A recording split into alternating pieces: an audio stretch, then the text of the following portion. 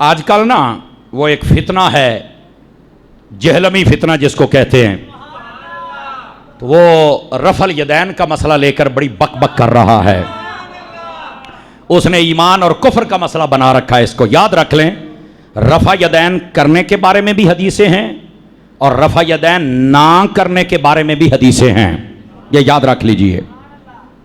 دوسری بات، جو بندہ رفع یدین کر کے نماز پڑھے، اس کا مطلب یہ نہیں کہ اس کی نماز نہیں ہوتی، نماز ہو جاتی ہے، لیکن ہمارا کہنا یہ ہے کہ پہلے رفع یدین تھا، بعد میں میرے نبی نے منع کر دیا ہے، بعد میں میرے نبی نے منع کر دیا ہے۔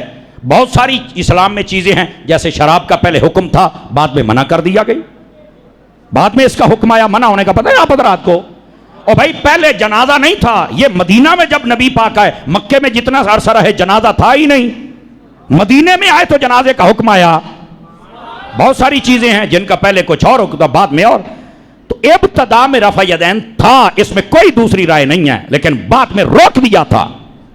اور روکنے کی دلیل مسلم شریف میں بھی ہے، ترمذی میں بھی ہے، ابو داود میں بھی ہے، نسائی میں بھی ہے، ابن ماجہ میں بھی ہے، لیکن اس جہلم کے جاہل کو کون بتائے؟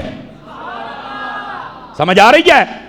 اگر میں کھلی بات کر رہا ہوں، میں اس کو کہتا ہوں، اگر تیرے اندر حلال دی ٹاکی لگی ہوئی ہے، جو کہ ہے کوئی نہیں، لیکن پھر بھی ایک بار ازمال ہے، ذرا بتانا۔ ابو داود، نسائی، ابن ماجہ کھول، انہوں نے پتا کیا کہ ادھر دیکھیں، پہلے صفحے پر انہوں نے وہ حدیثیں لکھی جس میں ہے باب رفع الیدین، رفع یدین کرنے کی حدیثیں، اور اگلے صفحے پر لکھا باب ترک رفع الیدین، رفع یدین چھوڑنے کی حدیثیں۔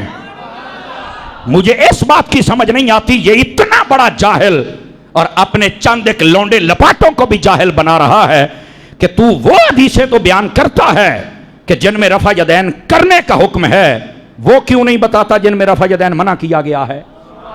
اور میں یہاں پر علمی بات بتا رہا ہوں آپ کو، رفع یدین کرنے کے بارے میں جو حدیثیں ہیں نا، نبی نے حکم نہیں دیا، یاد رکھ لیں، اس کو کہتے ہیں قولی حدیث، قول کہنا، حکم یہ نہیں ہے، یہ فعلی حدیث ہے۔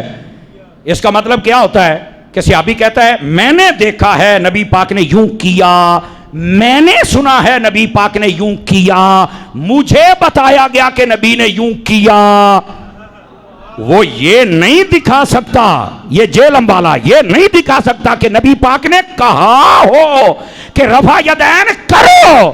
میں بچے تیرے سینے پہ چڑھ کے کہہ رہا ہوں، میں تجھے دکھاؤں گا۔ صحابہ کرام نے یہ بھی کہا ہے، ہم نے دیکھا کہ نبی پاک نے رفع یدین نہیں کیا، یہ حدیث بھی ہے، اور میں تمہیں یہ بھی بتاؤں گا نبی پاک نے حکم دیا ہے کہ رفع یدین چھوڑ دو، میں یہ بھی تمہیں دکھاؤں گا۔ ہاں،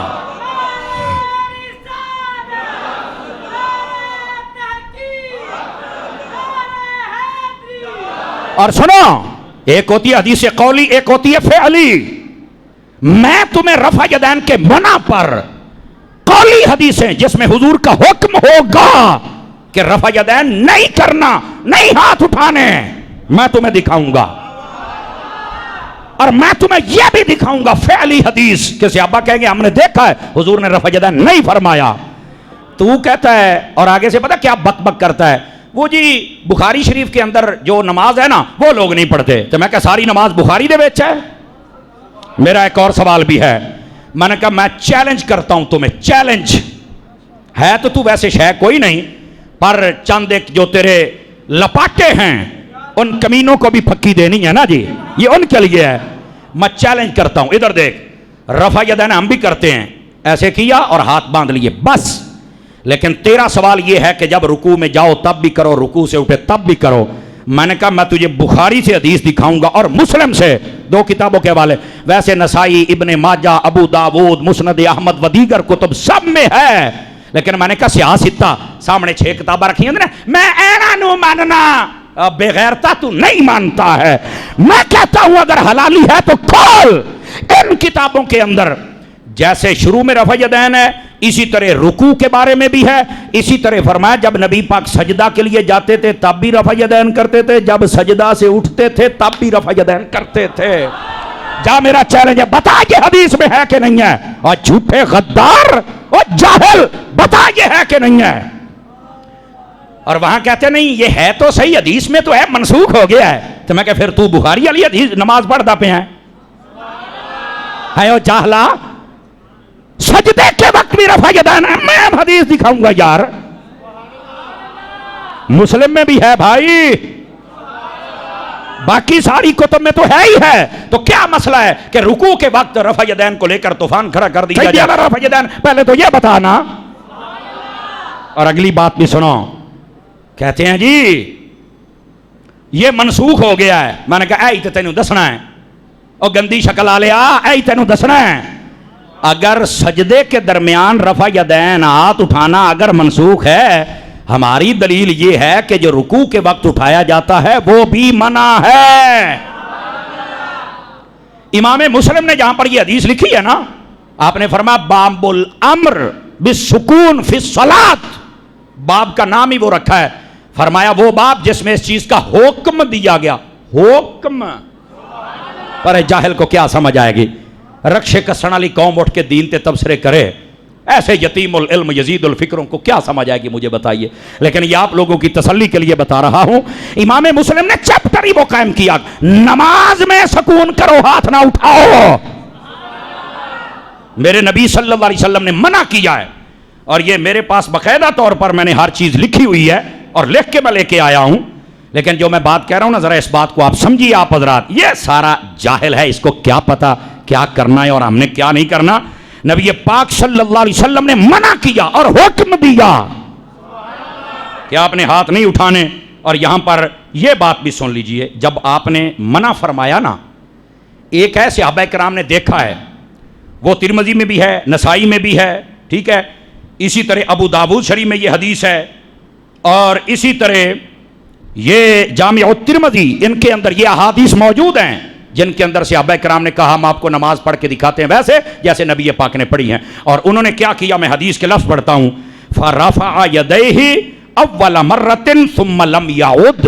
جب صحابی نے نماز پڑھ کے دکھائی نا, حضرت علقمہ ان عبداللہ, حضرت عبداللہ سے اس حدیث کو روایت کرتے ہیں, آپ نے ایک مرتبہ ہاتھ اٹھایا شروع میں, اس کے بعد آپ نے ہاتھ نہیں اٹھایا.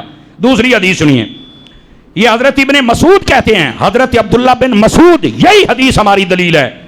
فرمایا الا اصلی بکم صلاۃ رسول اللہ صلی اللہ علیہ وسلم فصلی فلم یرفع یدیہ الا مرتن. لوگوں, جب رسول پاک نماز پڑھتے تھے تو شروع میں تکبیر تحریمہ کے وقت رفع یدین ہاتھ اٹھاتے, بعد میں پوری نماز میں کبھی نہیں اٹھایا تھا. یہ آپ نے منع کر دیا تھا. سمجھ آ رہی ہے؟ یہ دوسری حدیث ہے.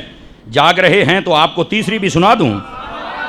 حضرت جابر بن سمرہ اس حدیث کو روایت کرتے ہیں, کہتے ہیں کہ نبی پاک صلی اللہ علیہ وسلم ان رسول اللہ صلی اللہ علیہ وسلم رأى قوما, آپ آئے مسجد میں, آپ نے ایک قوم کو دیکھا, کیا کر رہے ہیں, رافعوا ایدیہم, وہ اپنے ہاتھوں کو اٹھا رہے تھے, رفع یدین کر رہے تھے.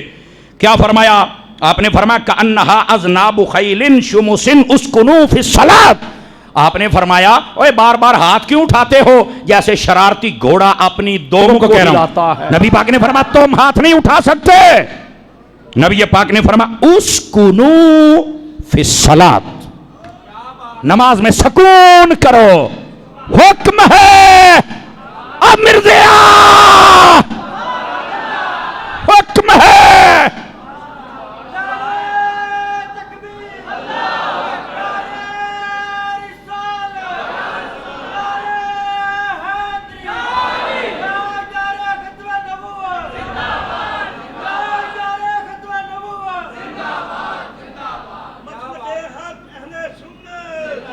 مسلم شریف ہے, مسلم شریف. یہاں پر کوئی کہہ سکتا ہے, اچھا ایک روایت میں یہ بھی ہے کہ جب سلام پھیرتے تھے نا تو سلام پھیرنے کے بعد وہ صحابی ایک دوسرے سے سلام لیتے تھے. تو اب یہ یار لوگ پتہ کیا کرتے, کہہ رہے اس سے منع کیا کہ ایک دوسرے سے سلام نہ لے. میں کہا جا چغلا, اسی واسطے میں آکھا درس نامی کسی کو کر لا تین کو سمجھ آوے. اسکنوا فی الصلاۃ دا مطلب ہے نماز دے وچ, سلام تو بات بندہ ویسے نماز تو باہر ہو جاتا ہے. تو یہاں بات ہو رہی ہے نماز دے اندر. مسلم شریف میں ہے، ویسے یہی حدیث پاک ابو داؤد شریف میں ہے، یہی حدیث نسائی میں ہے، یہی حدیث مسند احمد میں ہے. توجہ ہے کہ کوئی نہیں ہے؟ پر اس جاہل کو کون دکھائے؟ آپ تسلی رکھیں. اور میں آپ کو ایک اور علمی ٹوٹکا بتاتا ہوں، اور یہ ایسا ہے مرزا ماں پہ سنے آ جائے نا اپنے لونڈے لپاٹیاں سنے تو جواب نہیں دے سکتا. ادھر دیکھیں، نسائی، ابن ماجہ، ابو داؤد، ترمذی، آپ ساری کتابیں اٹھائیں. انہوں نے ادھر دیکھیں، یہ بڑی سمجھداری والی بات ہے. پہلے صفحے پر حدیثیں لکھی ہیں رفع یدین کرنے کی، اور دوسرے پر لکھی ہیں نہ کرنے کی.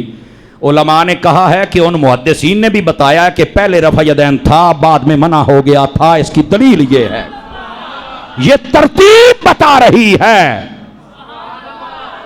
سمجھ آ رہی ہے کیا بتا رہی ہے؟ ترتیب بتا رہی ہے کہ رفع یدین منع ہے. ہماری یہ دلیل ہے. ہمارے پاس ایک، اچھا پھر ایسے بھی ہوتا ہے، بخاری شریف میں 10 حدیثیں ہیں، مسلم میں 3 حدیثیں ہیں، نسائی میں 5 حدیثیں ہیں، یہ ٹوٹل 35 بنتی ہیں. میں کہا ہمیں 3500 بن جان، پھر بھی آپ عمل نہیں کر سکتے. کہا کیوں؟ میں نے کہا میں تمہیں قرآن سے دلیل دیتا ہوں. اور جاہلو، جب علم نہیں ہوتا تو بک بک یوں ہی کرنی ہے.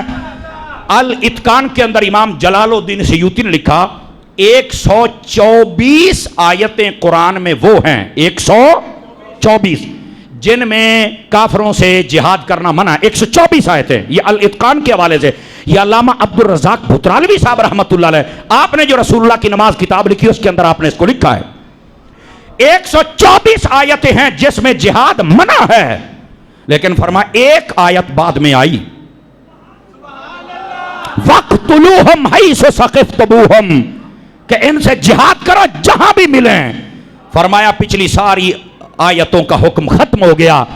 اسی طرح اگر ایک آیت آ جائے تو قرآن کی 124 آیتوں کا حکم ختم ہو جاتا ہے.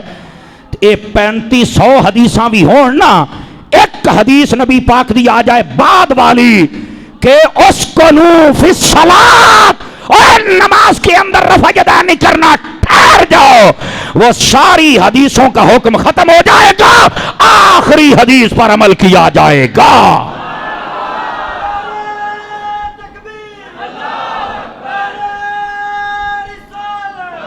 اور بس اوقات یہاں یہ بھی دھوکہ دیتا ہے، جی بخاری شریف کے بارے میں کہتے ہیں اصح الکتب بعد کتاب اللہ، کہ یہ قرآن کے بعد سب سے صحیح کتاب ہے، تو پھر الیاس قادری اس پہ عمل نہیں کرتا. میں کہا الیاس قادری تیرے طرح انجینئر نہیں نا، وہ عالم ہے، اللہ کا ولی ہے، وہ تو جیسا جاہل تھوڑا ہی ہے. خدا تجھے برباد کرے. میں کہتا ہوں بتا، یہ بخاری شریف قرآن کے بعد صحیح کتاب ہے، یہ کس حدیث میں آیا ہے؟ یہ کس نے کہا ہے؟ اگلا اے تا بزرگاں لکھیا ہے. میں کہ اوہی تو کہیں نہ بابے شاہی کوئی نہیں، تو موڑ میرے بابیاں دی گال نو مننا جاہلا. سمجھ آئیے کوئی نہیں آئی آپ حضرات کو؟ اور اگلی بات بھی سنیے گا، یہ تاکہ آپ کو مزید مسئلہ واضح ہو جائے. نبی پاک صلی اللہ علیہ وآلہ وسلم آپ نے رفع الیدین منع کر دیا.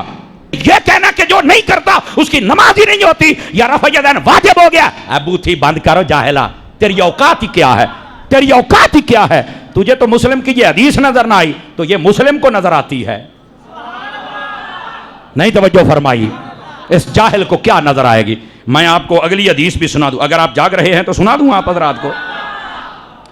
اور یہ سنیے، حضرت اسود آپ فرماتے ہیں میں نے حضرت عمر بن خطاب کو دیکھا، آپ نے اپنی ساری زندگی میں آپ پہلی تکبیر میں ہاتھ اٹھاتے تھے، اس کے بعد پوری نماز میں کبھی آپ نے رفع یدین نہیں کیا تھا. اور دوسری بات بھی سنیے اور غور سے سنیے اس بات کو. فرمایا اسی طرح حضرت مولا علی شیر خدا کو دیکھا، جب نماز پڑھتے ہیں صرف ابتدا میں ہاتھ اٹھاتے ہیں، بعد میں پوری نماز میں رفع یدین کے لیے ہاتھ، یہ شرمان الآثار میں لکھا ہوا ہے. اور آگے بھی سنیے، اس کی اسناد بھی صحیح ہیں، کسی کو سند کی تکلیف ہو تو وہ بھی پکی ساتھ ہی دیتے چلے جائیں نا جی. اور اس کے بعد حضرت مجاہد کہتے ہیں میں نے حضرت عبداللہ بن عمر کے پیچھے نماز ہی پڑھی. فرمایا جب نماز پڑھتے تھے یا پڑھاتے تھے پہلی تکبیر کے علاوہ آپ نے کبھی بعد میں ہاتھ اٹھائے ہی نہیں تھے. آ جاؤ، یہ بھی شرمان الآثار میں لکھا ہوا ہے. اور اسی طرح حضرت عبداللہ بن مسعود جب نماز پڑھتے ہیں تو ابتدا میں ہاتھ اٹھاتے ہیں، بعد میں نہیں اٹھاتے. اور اگلی بات بھی سنیے گا بھائی، حضرت ابن مسعود فرماتے ہیں صلیت مع النبی صلی اللہ علیہ وسلم، میں نے نماز پڑھی حضور کے ساتھ. اور اگلا جملہ جو ہے وَمَعَ أَبِي بکر، اور ابو بکر کے ساتھ پڑھی، وَعُمر، اور حضرت عمر کے ساتھ پڑھی، اور آگے کیا فرمایا؟ فَلَمْ يَرْفَعُوا أَيْدِيَهُمْ إِلَّا عِنْدَ تَكْبِيرَةِ الْأُولَى فِي افتتاح الصَّلَاةِ. فرمایا نبی پاک نے، ابو بکر پاک نے، عمر پاک نے جب بھی میں نے نماز پڑھی ہے انہوں نے پہلی تکبیر میں ہاتھ اٹھائے، اس کے بعد کبھی رفع یدین. یہ حدیث سنن دارقطنی میں موجود ہے. بولو نا یار. یہ وہ دلیلیں ہیں کہ جب نبی پاک نے چھوڑ دیا تو اس کے بعد پھر رفع یدین. میں نواں ڈرامہ بنائی کھلوتا ہے، امت نو پتہ نہیں کیڑے پاسے لائی کھلوتا ہے. سمجھ آ رہی ہے؟ یہ میں صرف آپ کو تھوڑا ٹیسٹ کے طور پہ بتا رہا ہوں. اور پھر بھی اگر کوئی ایسا ہو جس کو یقین نہ آتا ہو، الحمدللہ آج تک اس کا فالور فقیر کے سامنے نہیں آیا. جیڑے دن آیا میں اوتھے چھڑ کے آواں گا جتھوں آیا سی. اے پتہ مرزے نو بھی ہے اس بندے دے سامنے کھلونا میرے واسط دی گل نہیں. لیکن یہ ہماری قوم کے جو لوگ ہیں، میں نے کہا ان کی تسلی بھی ہو جائے. اور اب اس کلپ کو چڑھائیں اپنے سوشل میڈیا پر اور نواخس پیو دے جواب دے. سمجھ آ رہی ہے؟ اور مسئلہ میں نے آپ کو سمجھا دیا. کسی کو پھر بھی ضرورت ہو تو ہم کتاب بھی پیش کر دیں گے. تو کسی بولے چنا رمی. سمجھ آ رہی ہے؟ یہ مسئلہ آپ کو سمجھانا انتہائی ضروری تھا، اس لیے میں نے آپ کی خدمت میں عرض کیا. 2-4 منٹ اوپر ہو گئے، میں معافی چاہتا ہوں آپ سے. آپ سنت ادا فرما لیجئے.